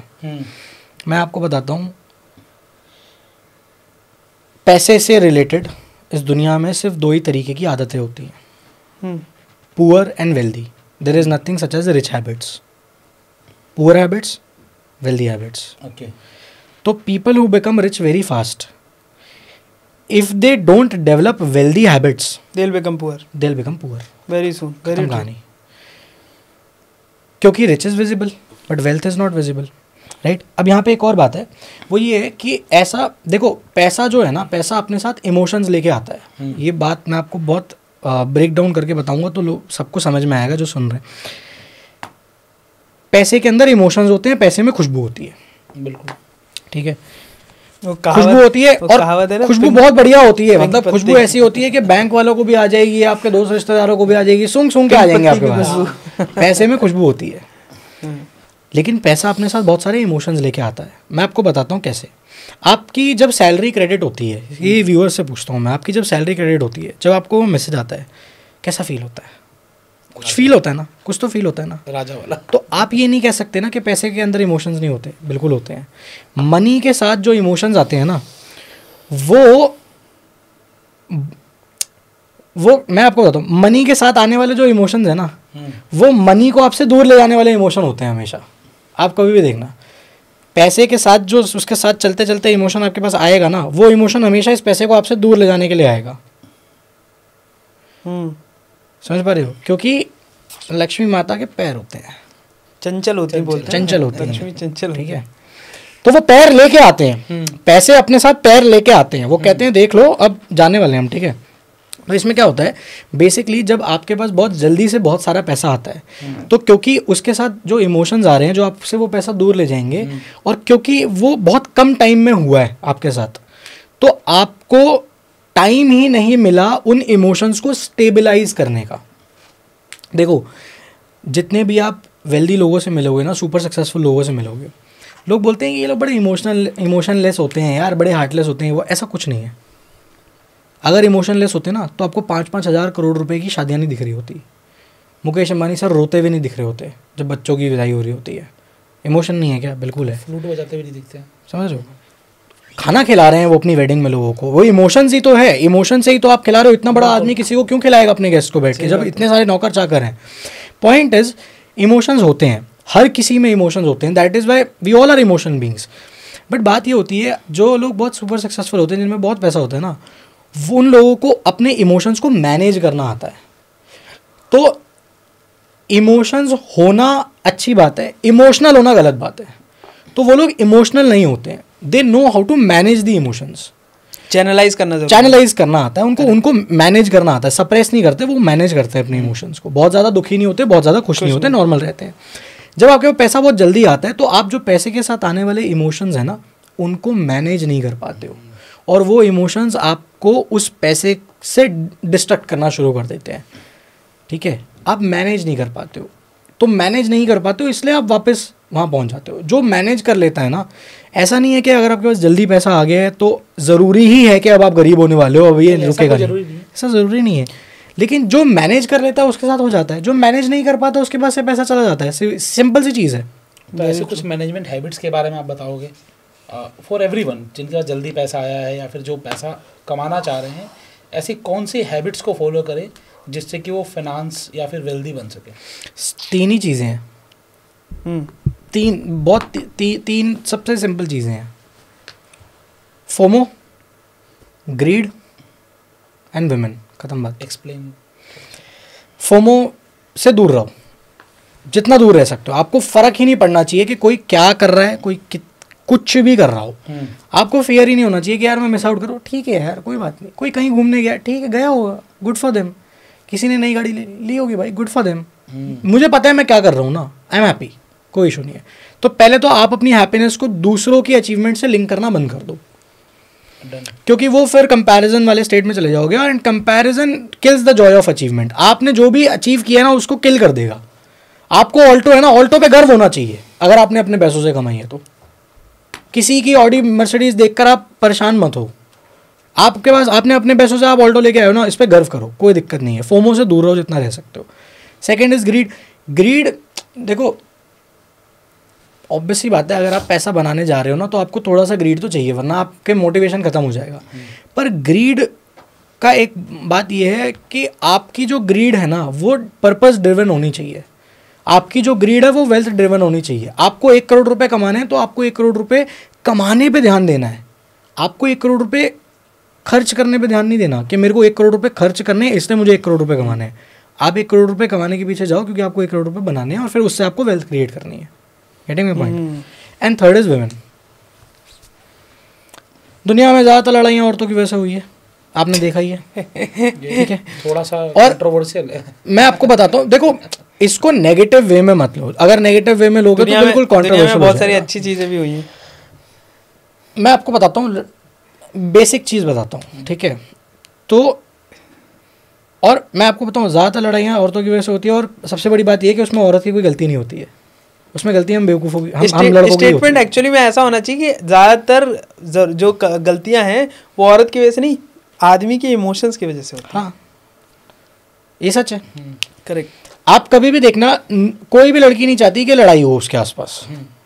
फिजिकल फाइट ना अवॉइड करती हैं। आप देखना कोशिश करती हैं वो जितना रुक पाए रुक जाए। बातें करना पसंद करती ये हम में ही होता है कि यू नो ये मार देंगे तेरे को, ये कर देंगे, ठीक है। तो मैं आपको बताता हूँ क्यों मैंने वुमेन क्यों बोला।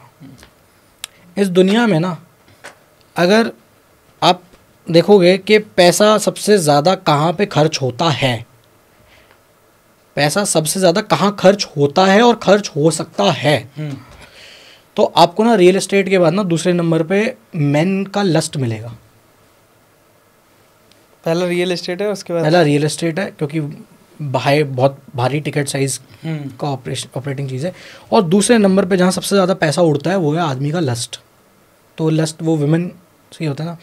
तो पॉइंट इज कि यहाँ पे मैं ये नहीं कह रहा हूँ कि आप मैरिज मत करो, आप डेट मत करो। यहाँ पे I am talking about that आपका जो लस्ट ड्रिवन एक्शन है ना वुमेन की तरफ, आप उससे जितना दूर रह सकते हो उतना सेफ रहोगे in terms of money, right. क्योंकि आप देखो, मैं आपको एक चीज़ बताता हूँ, बहुत ख़राब है सुनने में बट ये रियलिटी है क्योंकि ऐसा हो रहा है आसपास बहुत ज़्यादा, ठीक है। आपको you go and you date a women एंड वहाँ पे आपको कोई वो नहीं है, आपको बस ये है कि यार मैं अपनी लस्ट पूरी कर लूँ इसके साथ, सारा सब कुछ आपने पूरी कर ली। लड़की ने सुबह उठ के कहा कि भाई मुझे तो पैसे चाहिए और इतने पैसे चाहिए, उसे पता है आपके पास पैसे हैं। आपने बोला जा मैं नहीं देता, ठीक है मैं तो जा रही हूँ पुलिस स्टेशन, मैं तो थाने जा रही हूँ, मैं बोल दूँगा तूने मेरा रेप किया है। वाट लग गई ना आपकी, ऐसी तैसी होगी, लग गई ना वाट। हवालात तो आप पहुंचोगे चाहे आपने किया हो चाहे आपने ना किया हो, बिल्कुल सीधी बात है। इंडिया का कानून वाट लग गई ना आपकी। तो क्यों हुआ ये? आपकी लस्ट की वजह से ही तो हुआ ना। लड़की तो नहीं कह रही थी ना आपको, आप ही थे ना आ बैल मुझे मार, आप ही कूद रहे थे ना। नहीं, जब आप रजामंदी से गए तो दोनों की रजामंदी है ना।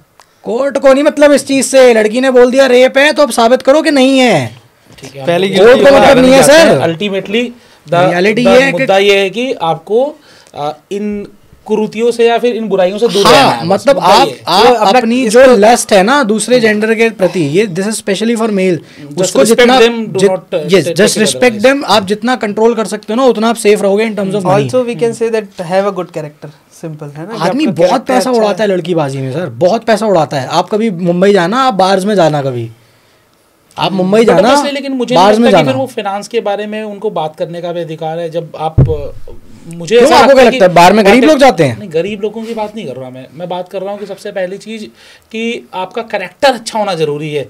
Money is everything is secondary, the first thing सही बात है इज योर कैरेक्टर। आज कैरेक्टर अच्छा नहीं है तो आप बार में भी जाओ तो अच्छा ही है। किम जोन एक देश का राजा है तो बट ऑब्वियसली, लेकिन आई डोंट लाइक और I don't think many people don't like them, सही बात है, डोंट लाइक हिम राजा होने के बाद भी। आपने कैरेक्टर वाली बात बोली ना, मुझे ऐसा लगता है कैरेक्टर जो है ना, कैरेक्टर आपका तभी तक सस्टेन करता है जब तक आपका पर्पस है।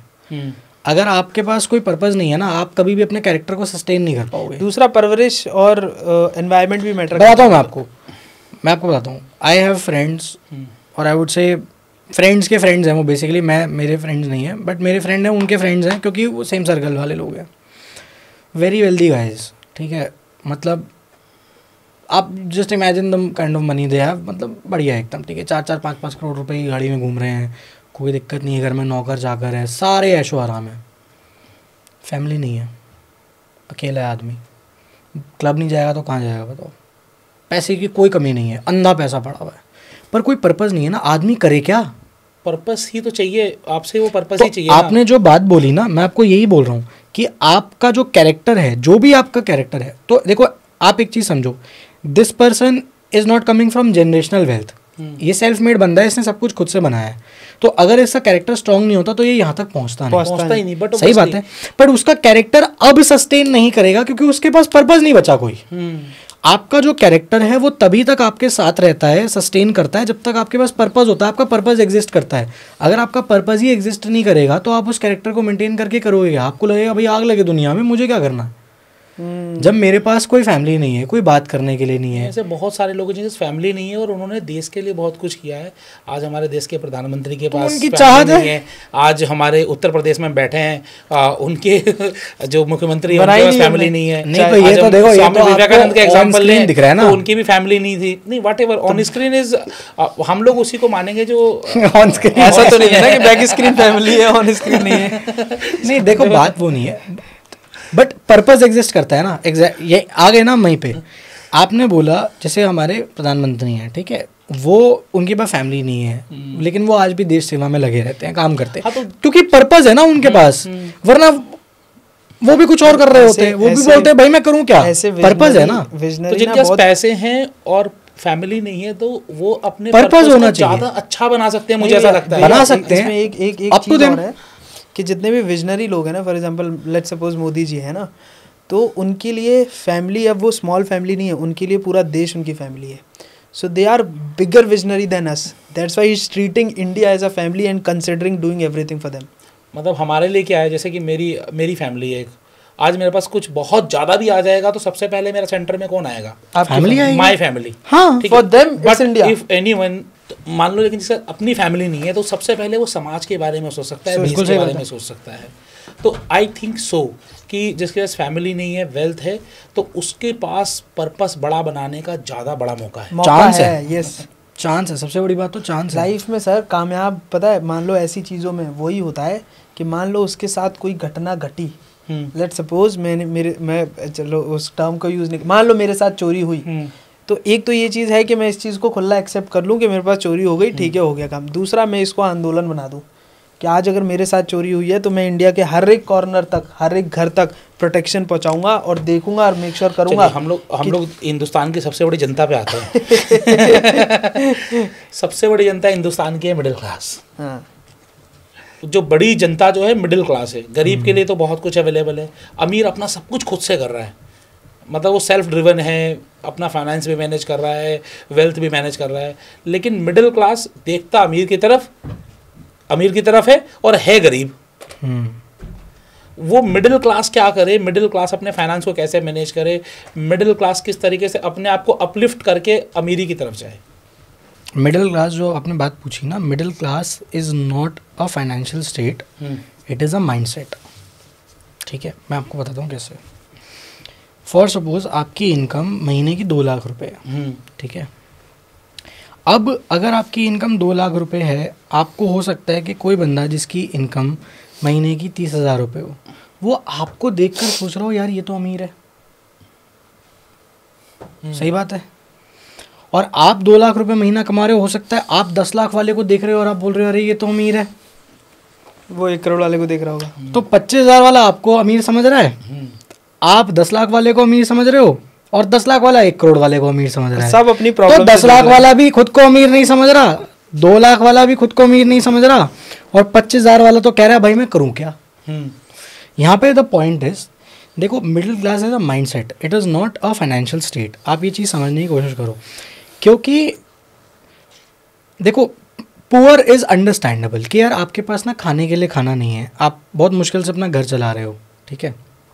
बट मैं ऐसा मानता हूँ कि मिडिल क्लास से बेटर ना पुअर क्लास है। एग्जांपल देता हूँ, आज मिडिल क्लास ना शो ऑफ में पड़ जाता है कि मेरे को बड़ा घर चाहिए।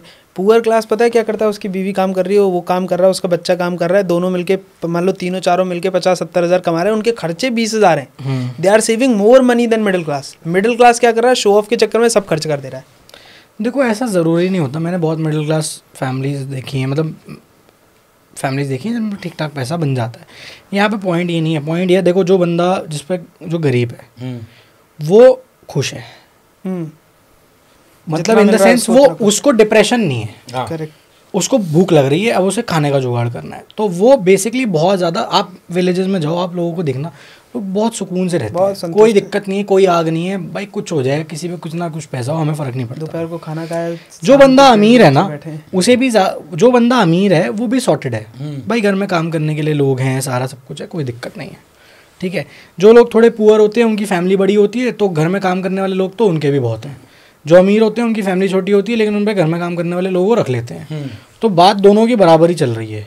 यहाँ पे तकलीफ उस फैमिली को है जहाँ पे फैमिली में 3-4 लोग हैं और घर में काम करने वाले भी लोग नहीं हैं, पैसा भी उतना नहीं है, और ये वाली प्रॉब्लम चल रही है। ये आप समझ रहे हो? हाँ जी। इस इंसान की प्रॉब्लम एक्चुअली में कुछ नहीं है, बस इतनी सी है, इसकी चाहते बहुत ज़्यादा हैं और पैसे बहुत कम हैं चाहतों के हिसाब से, तो चाहते कम कर लो। आपको पता है जो गांव में ना, आप कभी भी किसी को जाके मिलना, विलेजेस में जाओ आप, मैं बहुत जाता हूँ, तो आप जाके ना कभी किसी से मिलना, आप किसी से पूछना भाई क्या मतलब तुम्हें लगता नहीं है कि यार हम गरीब हैं, ये वो है, आपको एक आदमी नहीं बोलेगा कि हमें लगता है हम गरीब हैं। सही बात। क्यों? आप विलेज में जाओ, जो गांव में रहता है बंदा, उसका घर है यहाँ पे, कोई दिक्कत नहीं है, छोटा ही घर है, बड़ा नहीं है, खाता पीता खेती वेती करता अपना, वो आपको कभी नहीं बोलेगा कि हम गरीब हैं। पता है क्यों नहीं बोलेगा? क्योंकि वो कहेगा सब कुछ तो है भाई, छत है, खाना मेरा खेत से आ जाता है, घर पे सब लोग खुश है, गैस चूल्हे का अपना थोड़ा बहुत खर्चा होता है, सुबह पूरा आंगन टहलाते हैं, फ्रेश हवा ले रहे हैं भाई, कोई दिक्कत ही नहीं है, अपनी एक मोटर बाइक ले रखी है, मौज आ रही है पूरी।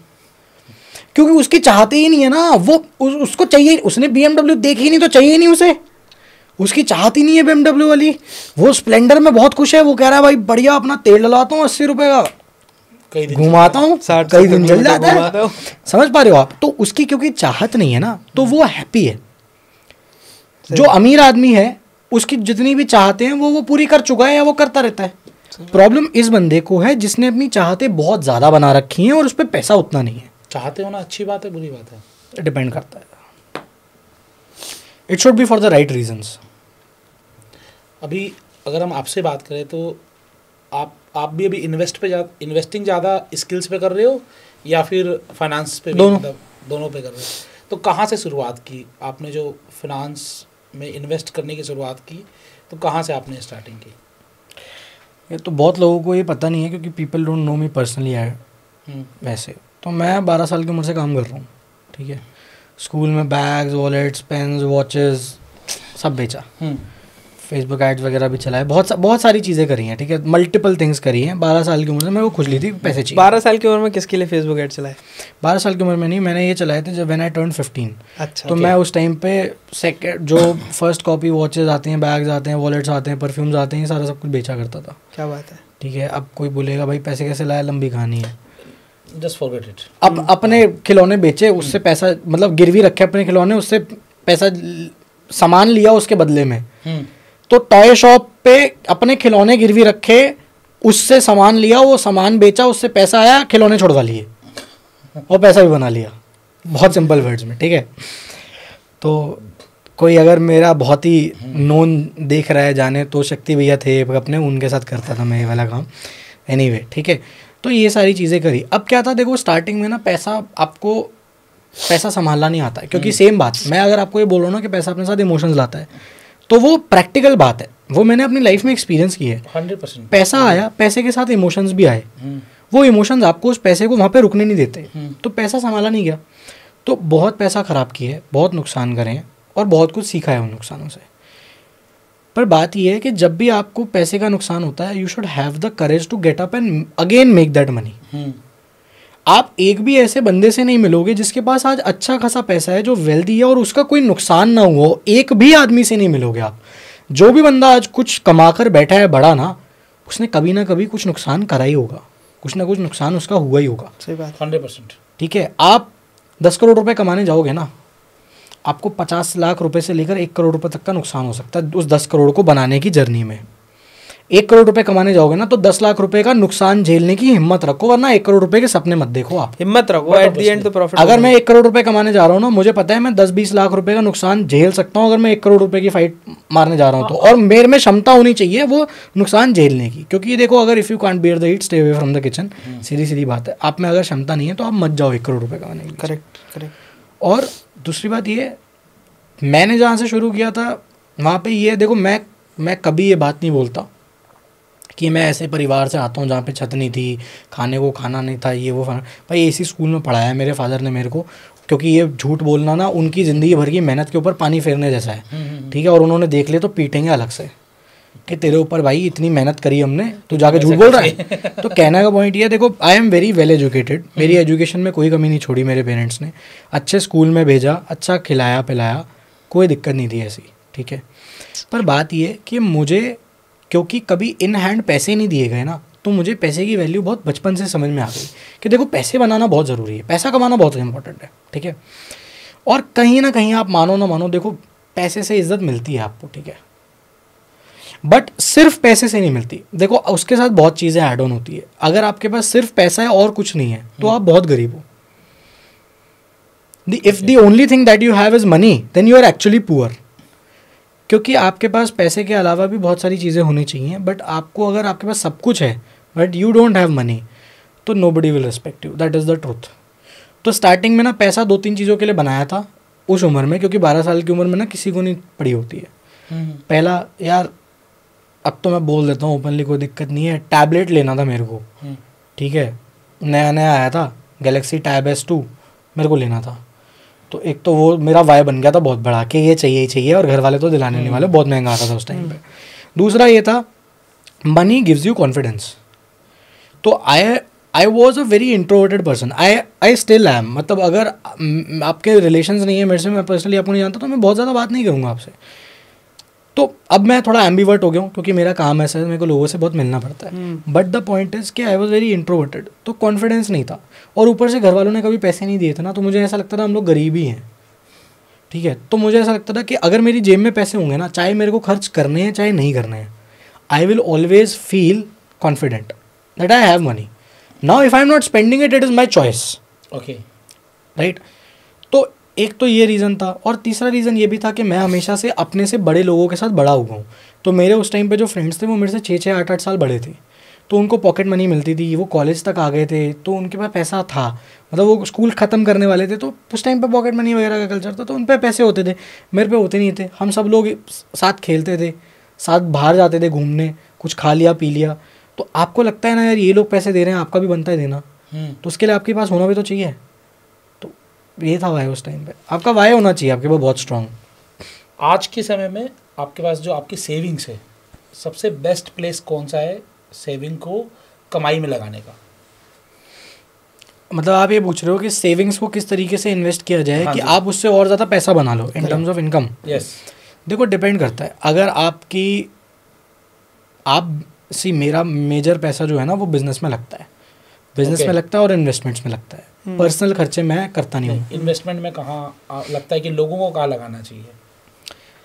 वेरी सब्जेक्टिव, डिपेंड्स आपका गोल क्या है। कुछ देखो अगर आप 3-4-5 चीज़ें अगर हम बता सकते हैं, अगर हम आप स्टॉक्स में भी लगा सकते हो, आप ETFs में भी लगा सकते हो, आप म्यूचुअल फंड्स में भी लगा सकते हो। देखो मैं तो ETF बाइंग करता हूँ, मैं आपको सीधा सीधा बताता हूँ। मैं स्टॉक्स पिक नहीं करता क्योंकि मुझे इतनी हेडेक लेनी नहीं है। दूसरा, मैं म्यूचुअल फंड्स की तरफ इसलिए नहीं जाता क्योंकि उसमें एग्जिट लोड लगता है और एक्सपेंस रेशियो भी ज़्यादा होता है, ठीक है। मैं ETFs इसलिए ख़रीदता हूँ क्योंकि वहाँ पे मेरे पास ऑप्शन है उसको सस्ते में बाय करने का, एग्जिट लोड लगता नहीं है, एक्सपेंस रेशियो भी कम होता है, और आपका क्या, आप कभी भी देखना म्यूचुअल फंड का ना जो NAV होता है ना वो पूरे दिन का सेम होगा, बट ETF के साथ ऐसा नहीं है। तो अगर मान लो ETF आज 3% या 2% गिरा है ना, जैसे अभी मार्केट गिर रही है तो हम खरीद रहे हैं, तो ETF अगर आज 2% 3% गिरा है ना, तो मैं वो 3% सस्ते भाव पे खरीद सकता हूँ। लेकिन म्यूचुअल फंड का जो NAV ओपनिंग के टाइम पे होगा ना, मार्केट जब ओपन होता है, जो उसका NAV होगा ना म्यूचुअल फंड का वो सेम होगा। तो आज आपको वही रेट मिलेगा चाहे वो आज 1-1.5% कम आ गया हो। मान लो अगर आज, मैं आपको बताता हूँ, मान लो फॉर सपोज आप म्यूचुअल फंड में पैसा डालते हो, ठीक है। आज मार्केट सुबह को ओपन हुई, ओपनिंग रेट था 100 रुपये, ओके। आपने, अब ये पूरे दिन का ना 100 रुपये ही शो करेगा आपको NAV, नेट एसेट वैल्यू कहते हैं उसको, म्यूचुअल फंड की एक वैल्यू है। अब आपने 100 रुपये पे म्यूचुअल फंड में पैसा डाल दिया यहाँ पर लेकिन आपने देखा कि आज तो मार्केट 4% करेक्ट हुई थी, मतलब 100 का 94 हो गया है। लेकिन आपकी बाइंग कितने पे हुई? 100 की, 100 रुपये पे हुई। पर अब यही अगर आप ETF में आ जाओ, ये निफ्टी की बात कर रहा हूँ, निफ्टी 50 का एक म्यूचुअल फंड ले लो, एक ETF ले लो। अब यही निफ्टी 50 का ETF पे आ जाओ, आपके ETF का जो ओपनिंग प्राइस था वो था 100 रुपये। आपने वेट किया मार्केट क्लोज होने तक, क्लोजिंग बेल के बाद आपने देखा कि ये 94 का है, मतलब क्लोज होने से 10-15 मिनट पहले 3 बजे 3:15 पे मार्केट बंद हो जाएगी। 3 बजे आपने देखा कि यार ये तो 4% नीचे आ गई, मेरे को तो 94 की मिल रही है। आपकी बाइंग कितने की हुई? 94 की, 94 की हुई, जो एग्जैक्ट प्राइस होगा उस समय पे 94 की हुई। अब ये 94 से अगर कल 100 भी होगी ना, अब एक क्विज देखो आप, मान लो ये 94 की है और कल ओपनिंग पे ये 94 ही रहती है, तो मेरी बाइंग 94 पे हुई है, सही बात है। लेकिन अगर मैंने म्यूचुअल फंड में डाला होता और ये 100 की NAV पे मैंने परचेज़ किया होता तो आज की ओपनिंग 94 पे होती। लो मेरे को तो एक ही रात में 4% का लॉस हो गया अभी, मतलब मैं 4% सस्ता खरीद सकता था, समझ पा रहे हो? ये मेरा तरीका है, तो मैं नहीं कह रहा हूँ आप इसको कॉपी करो, मैं आपको डिफरेंस समझा रहा हूँ कि हर किसी का सब्जेक्टिव होता है। देखो कुछ लोगों का क्या होता है, उनका काम, उनका जॉब इतना हेक्टिक होता है, लेकिन वो भी वेल्थ क्रिएट करना चाहते हैं मार्केट से, ये सबसे इम्पोर्टेंट तो उनके पास टाइम नहीं होता कि वो मार्केट को चेक करें, ठीक है।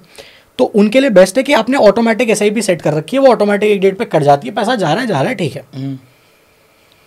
सबसे पर अगर आपके पास टाइम है मार्केट देखने का, तो आपके पास और बहुत सारी तरीके हैं पैसे बनाने के।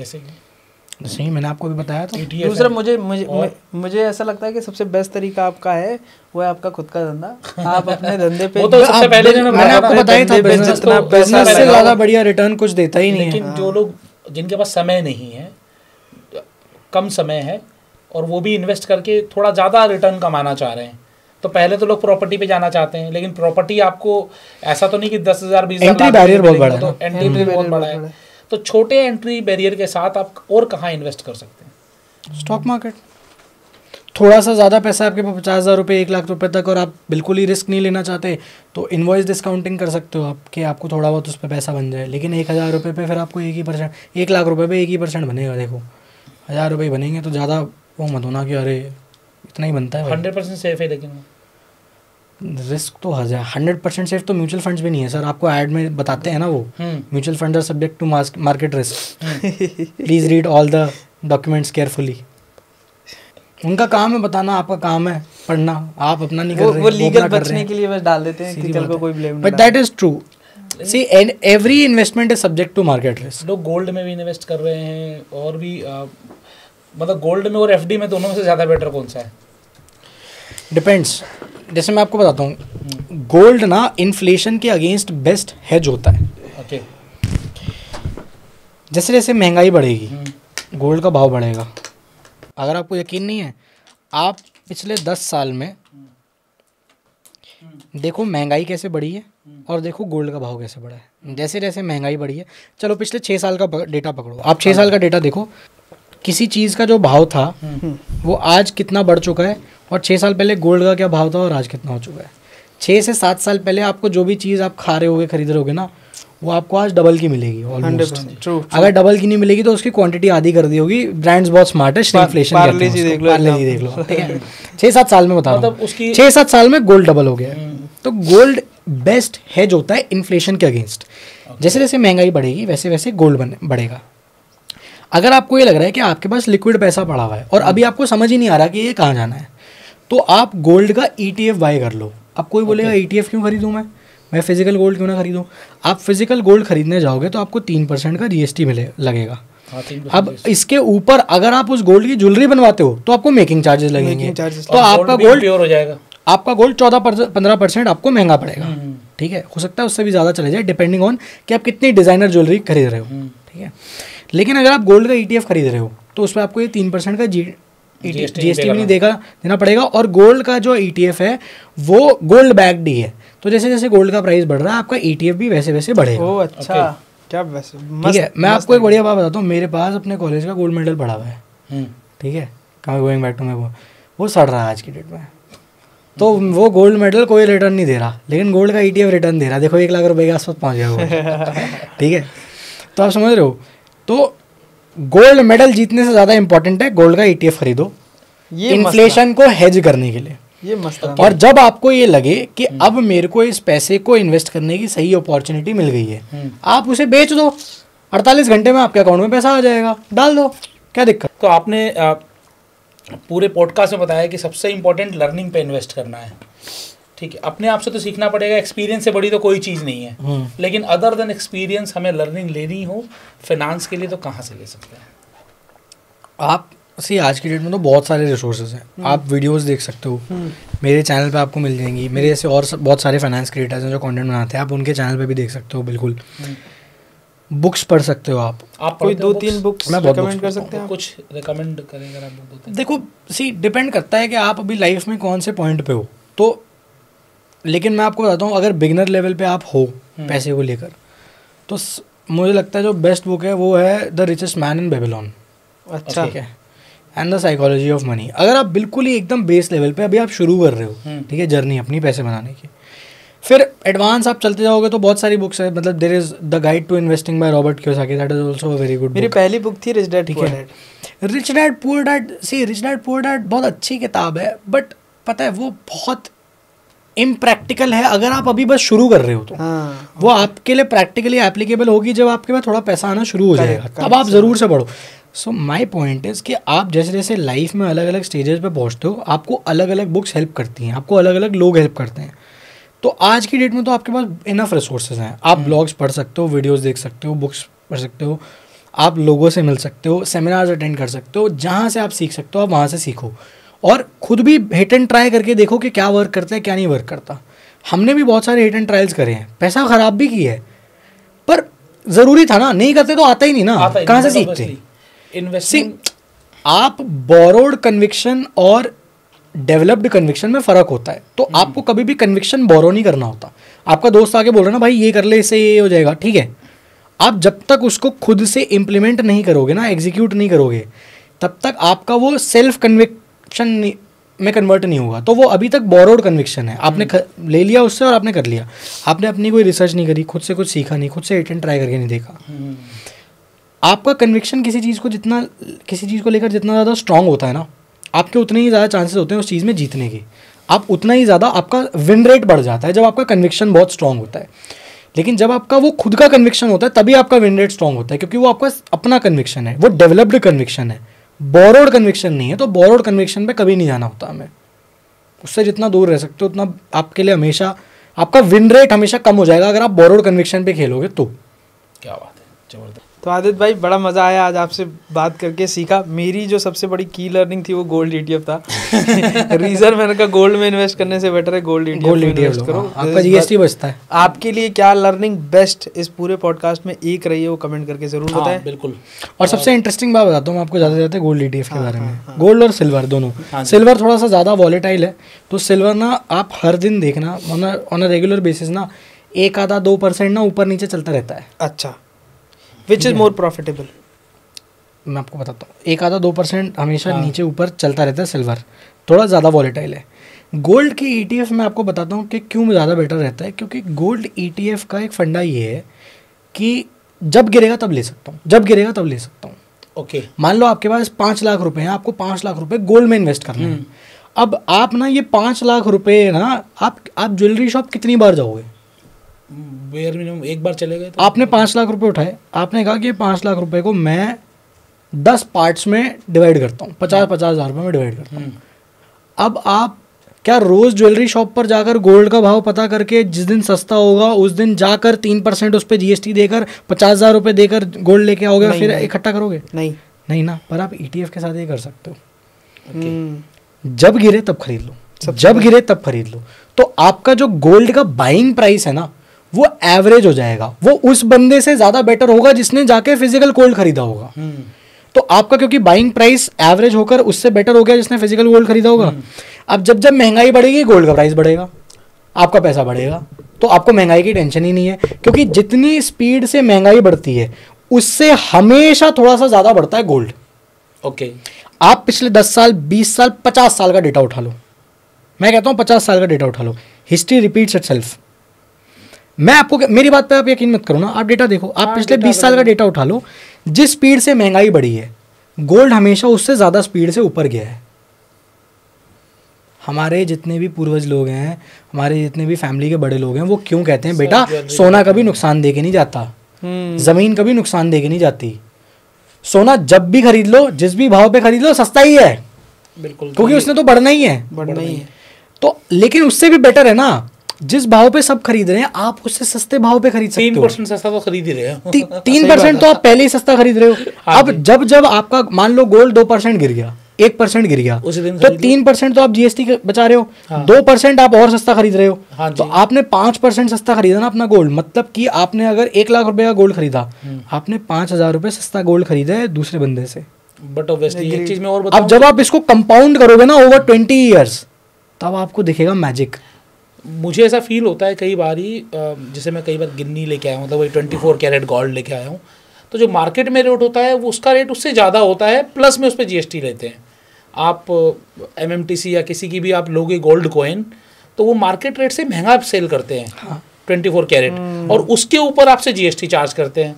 तो वो आपसे पहले ही महंगा परचेज, आप महंगा परचेज भी कर रहे हो, GST भी पे कर रहे हो, हर तरीके से नुकसान ही नुकसान है। तो फ़ायदा कमाना है तो सबसे पहले सीखो कमाना। हाँ, और यही अलग-अलग तरीके आदित्य जी ने बताया कि लर्निंग सबसे इम्पोर्टेंट है। इन्वेस्टमेंट, अगर आप अर्ली एज पे इन्वेस्टमेंट पे पैसा लगाना है तो अपने ऊपर लगाएं। हाँ, जितना आप अपने ऊपर इन्वेस्ट कर, सेल्फ इन्वेस्टमेंट से बड़ा कोई इन्वेस्टमेंट नहीं है। वो जिंदगी भर काम आएगा। जमीन लोगे, बेच दोगे, पैसा उड़ा दोगे, खत्म हो जाएगा, लेकिन अपने ऊपर इन्वेस्ट किया हुआ पैसा कभी खत्म नहीं होगा और वो आपको हमेशा कंपाउंड इफेक्ट देकर जाएगा। जैसे आदित्य जी 22 साल की उम्र में कर रहे हैं, आपने कितना इन्वेस्ट किया अपने ऊपर? बहुत किया, मतलब मनी के टर्म्स में आप कैलकुलेट नहीं कर सकते। कौन मनी प्लस टाइम, मनी है, टाइम है, बहुत चीज़ें हैं, तो उसको आप कैलकुलेट ही नहीं कर पाओगे। तो आपको आज क्या सीखने को मिला, आप मुझे ज़रूर बताइएगा। आप अगर कोई लास्ट मंत्रा देना चाहें हमारे दर्शकों को। स्टे अवे फ्रॉम मटेरियलिज्म, जितना रह सकते हो, एंड इन्वेस्ट इन गोल्ड। पैसे का सबसे बड़ा दुश्मन है, पैसे का बड़ा सबसे दुश्मन है, सर ने बताया। वेल्थ का सबसे बड़ा दुश्मन है, सॉरी, ओके, वेल्थ का सबसे बड़ा दुश्मन है। आपके लिए तो पैसे का भी दुश्मन हो गया ना, चला जाएगा आपके पास से, चला जाएगा। तो पैसा बनाना है तो पैसा बनाना सीखो, पैसा रखना सीखो और उससे कमाना सीखो। और ये सब चीज़ें मिलेगी आदित्य सैनी के ब्लॉग पर, आप जाकर देखिए, सीखिए। और आपको कैसा लगा है पूरा पॉडकास्ट कमेंट बॉक्स में हमें ज़रूर बताइएगा। आज आपने समय दिया, बहुत बेबाकी से बातचीत करी, इसके लिए थैंक यू सो मच। मिलते हैं नेक्स्ट टॉक में आशीष एंड दुर्वेश टॉक शो।